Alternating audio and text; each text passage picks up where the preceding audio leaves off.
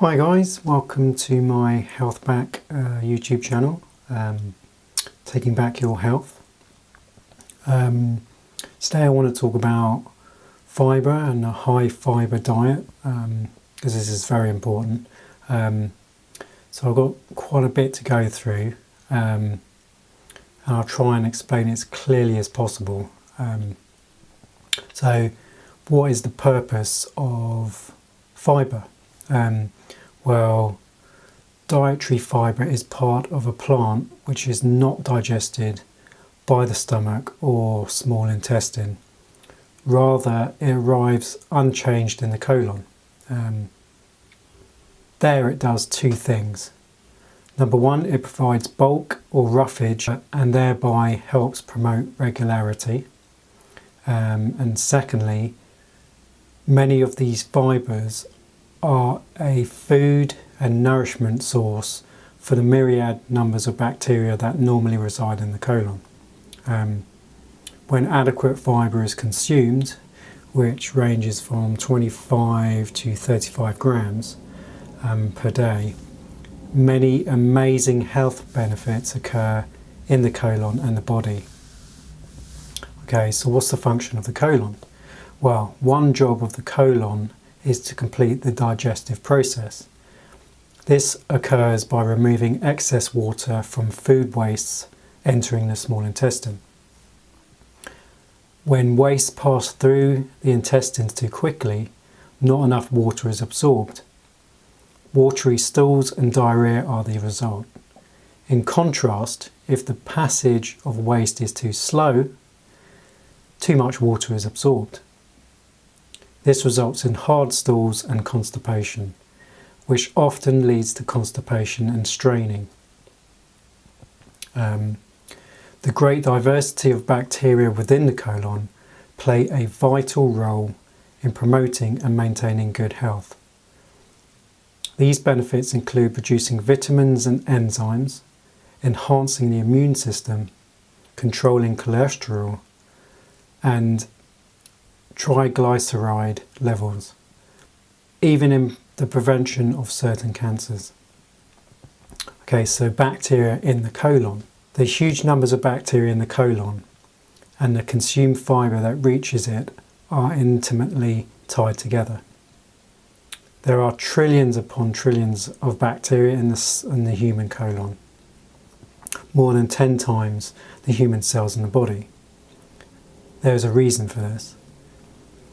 The total number of genes in all these bacteria is 100 times greater than the genes in a person's body. There is a reason for this as well. Each person has their own particular makeup of bacteria in his or her colon, much like a fingerprint. The only way to change this is to make a permanent change in the fibre intake. The bacteria in the colon have been called superorganisms because all of the wonderful, healthful outcomes they produce. The bacteria are your friends. Protect and grow the good ones, get rid of the bad ones. Right, so the importance of dietary fibre. Well, I'll go over the types of fibre because this is something that is very important to understand the different types. So first of all, insoluble fibre. This fibre does not dissolve in water, nor is it fermented by bacteria in the gut. Rather, it retains water and in doing so helps to promote a softer, bulkier stool. This in turn may be of importance in sweeping out certain toxins and cancer-causing carcinogens. Now, second type is soluble fibre. These fibres are fermented by colon bacteria. These bacteria need their own nourishment and food source. The health benefits these bugs provide is strictly dependent on the amounts of soluble fibre. And the third one is a prebiotic soluble fibre. These are specialised types of soluble fibres which have the most positive health benefits. In summary, all plant fibre has both insoluble and soluble fibre in it. However, the amount varies. Wheat and corn fibre are 90% insoluble, while oats is about 50-50. Artichokes are very high in soluble fibre.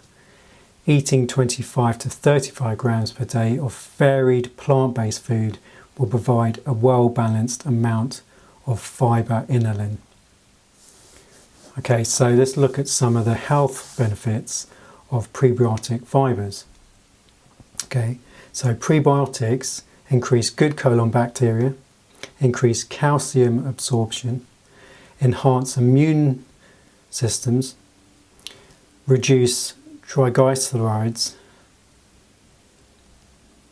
control appetite and weight, reduce colon polyps and cancer factors, increase satiety and weight loss, improve bowel regularity, increase bone density, decrease bad colon bacteria, reduce allergies and asthma, improve colon and body health, and they decrease flactus smell. They are particularly concentrated in the following vegetables: onions, garlic, bananas, leeks, artichokes, asparagus, chicory root, yams, and wheat. Small amount of wheat. Fibre and irritable bowel syndrome. Okay, so irritable bowel syndrome, IBS, is one of the most common disorders of the lower digestive tract. The symptoms of IBS can be quite varied, such as constipation, diarrhea, crampy abdominal discomfort, bloating and gas. I've suffered from quite a few of these when I was having problems with IBS. An attack of IBS can be triggered by emotional tension and anxiety, poor dietary habits, and certain medications. Also, infections in the intestine can lead to long-term IBS symptoms. Increased amounts of fibre in the diet can help relieve the symptoms of irritable bowel syndrome by producing soft, bulky stools. This helps to normalise the time it takes for the stool to pass through the colon. Irritable bowel syndrome, if left untreated, may lead to diverticulosis of the colon. IBS patients need to be careful of the amount of soluble fibre they consume. The reason for this is that while the good colon bacteria thrive on these fibres and produce health benefits, the bad gas forming bacteria may generate excessive gas and subsequent bloating. Thus, prebiotic soluble fibres or a dietary prebiotic supplement should be taken in small initial doses and then gradually increased to tolerance. Fibre and colon polyps and cancer. Colon cancer is a major health problem. Most colon cancer starts out as a colon polyp, a benign mushroom-shaped growth. In time it grows, and in some people it becomes cancerous. Colon cancer is usually always curable. If polyps are removed when found, or surgery is performed at an early stage. So, a large bulky stool may act to dilute these carcinogens by moving them through the bowel more quickly. Less carcinogenic exposure to the colon may mean fewer colon polyps and less cancer. Additionally, there appear to be substances produced in the colon by the good bacteria that seem to retard certain pre-cancer factors from developing. These are called short-chain fatty acids. So, the combination of colon bulk and the production of short-chain fatty acids may be cancer-retarding effects. Right, so fibre and gas, which if you have too much fibre, you'll definitely get gas. Everyone has intestinal gas, and that is a good thing. The normal amount of flactus passed each day depends on sex and what is eaten. When the bacteria that make intestinal gases are growing, it also means that other good bacteria are using the same fibres to grow and produce multiple health benefits, including the production of healthy short-chain fatty acids. These substances are produced quietly in the colon and produce many health-related outcomes.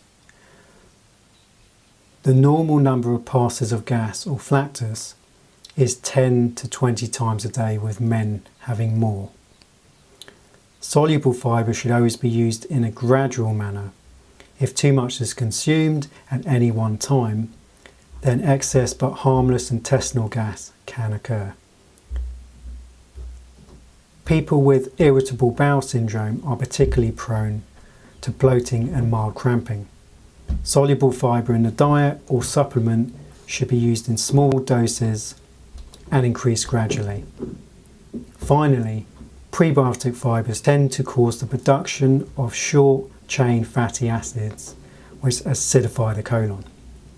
This in turn reduces or stops the growth of bacteria that make the smelly hydrogen sulfide gases that produce noxious flatus.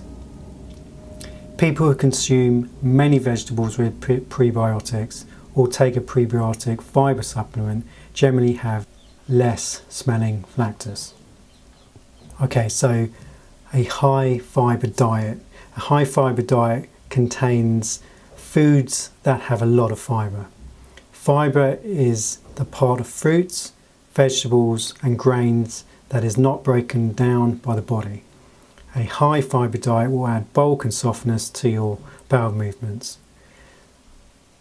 This diet may help if you have constipation, high cholesterol or diabetes. You may want to eat more fibre if you have diverticulosis or irritable bowel syndrome. Right, so let me go through a few ways that you can increase fibre in your diet. Okay, so eat a high fibre cereal for breakfast. Look for cereals that have bran or fibre in the name. Eat whole grain breads such as whole wheat bread, whole wheat flour or other whole grains that are listed as the first ingredient on the food label. Now, not everyone can tolerate wheats and glutens and stuff, so I'm doing a whole list so people can sort of get an idea. If you can have them, have them. If you can't, other things on the list you can have. I'm going to do a more extensive list at the end of the video so you can go through them yourself. Okay, so choose whole grain products such as brown rice, barley and whole wheat pasta. Add bran cereal or wheat bran to bake products. Replace white flour with whole grain flour or use half of each when baking bread. Whole grain flour is heavier than white flour. You may have to add more yeast or baking powder to the recipe. Add beans, peas, lentils, small dried beans that are cooked, to your diet. You can do this by adding beans to soups or salads. Eat at least 5 different servings of fruits and vegetables each day. You can add fruits to your diet by eating them during meals or snacks. You can add vegetables to your meals as side dishes or add them to main dishes such as soups and pastas. You can also eat fruits or vegetables as a snack. Now what I'll do, I've done an extensive list, but it means this video would go on for ages. So what I'll do is I'll create these into tables of, how much quantity to how much fibre, so you can understand what you can eat from the list without causing you harm to increase your fibre intake. And I'll put that, like I said, at the very end of the video, some diet guidelines. Okay, so first of all, add fibre to your diet slowly. I've had many people write to me saying they've had problems with fibre, and generally the reason is they've gone full on with lots of fibre, and obviously it's caused them lots of problems. So go slowly. All of these things, when I do videos, I always emphasise when you start something new that is going to help you in the long run, I always start slowly and gradually work your way up to a full dose or to a dose that you can deal with. So adding a lot of fibre to your diet too quickly may cause abdominal discomfort, bloating and gas. And also, to minimise this, when you do have increased fibre intake, you need to drink plenty of water. You should drink at least 8 ounces or 8 cups per day of water. If you do not drink enough water, you may have constipation or any other problems. And you can use fibre powder, like psyllium husk, or you can use pills to decrease constipation. Eating a high fibre diet is a healthier way to decrease constipation and keep your bowel movements regular. Fibre-rich foods provide extra vitamins and minerals that these powders and pills do not provide. So just to emphasise the risk one more time, adding fibre to your diet too quickly will cause gas and bloating. Fibre works best when you drink plenty of liquids. If you're not drinking plenty of liquids, you may have constipation.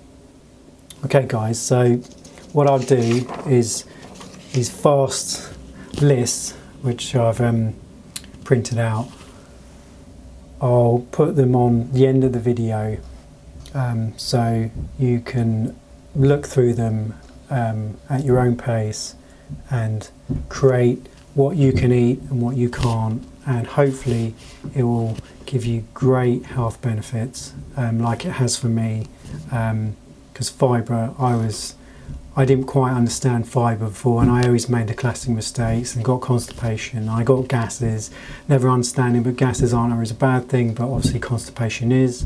And when you're battling candida and parasites, you need to have regular bowel movements. So I'm creating these videos to go along with those protocols, so you understand, but you need to do these, and not just turpentine or M&S, but you need to get your bowels moving, and enemas are brilliant for this, and I've done videos of that on those as well, but all of these together are so beneficial. Anyway guys, I'll put these on the end of the video for you, and don't forget to give a thumbs up, and please subscribe to my videos so I can keep bringing you more and more. And if you have any questions, please leave them in the comments, and I look forward to making the next video for you. Thanks guys.